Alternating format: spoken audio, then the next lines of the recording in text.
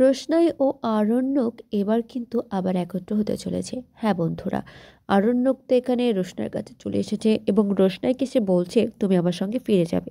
কিন্তু রোশনাই তাকে জানায় যে কোনোভাবেই তার সঙ্গে ফিরে যাওয়া সম্ভব নয়, কারণ সে তার নতুন জীবন শুরু করেছে।